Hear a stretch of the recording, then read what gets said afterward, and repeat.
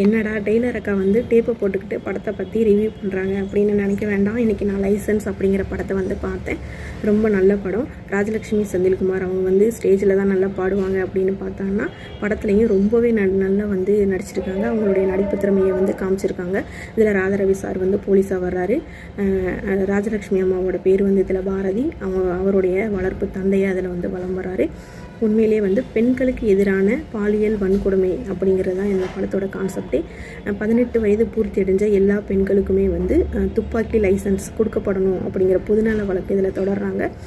பெண்களுக்காக அந்த இதில் வந்து லைசன்ஸ் வந்து இந்த பொதுநல வழக்கு வந்து தள்ளுபடி பண்ணப்படுது. அந்த பொதுநல வழக்கு தள்ளுபடி பண்ணும்போது அதில் அந்த ஜட்ஜம்மா சொல்கிற தீர்ப்பு என்ன அப்படின்னு பார்த்தீங்கன்னா, அதாவது பாலூட்டக்கூடிய ஒவ்வொரு தாய்மார்களும் தன்னுடைய ஆண் குழந்தைகளை பாலூட்டும் போது எந்த பெண் குழந்தைக்கும் பாலியல் வன்மை செய்யக்கூடாது அப்படின்னு வந்து தாய்ப்பால் புகட்டும் போதே நீங்கள் புகட்டி வளர்க்கணும் அப்படின்னு வந்து சொல்கிறாங்க. இதில் வந்து பாரதியோட தோழி அவங்க வந்து பாலியல் வன்கொடுமைக்கு உள்ளாக்கப்படுறாங்க. அவங்க வந்து கூச்ச சுபாவமாகவும் சாஃப்டான கேரக்டராகவும் வளர்க்கப்படுறாங்க.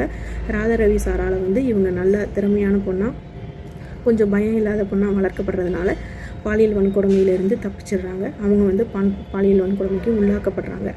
இது வந்து என்ன கருத்து சொல்கிறாங்க அப்படின்னா, பெண்களை வந்து தைரியமாகவும் தற்காப்பு கலைகளை கற்பிக்க வச்சும் பெண்களை வளர்க்கணும் அப்படின்னு வந்து இந்த படத்தில் இன்னொரு கான்செப்ட் சொல்கிறாங்க.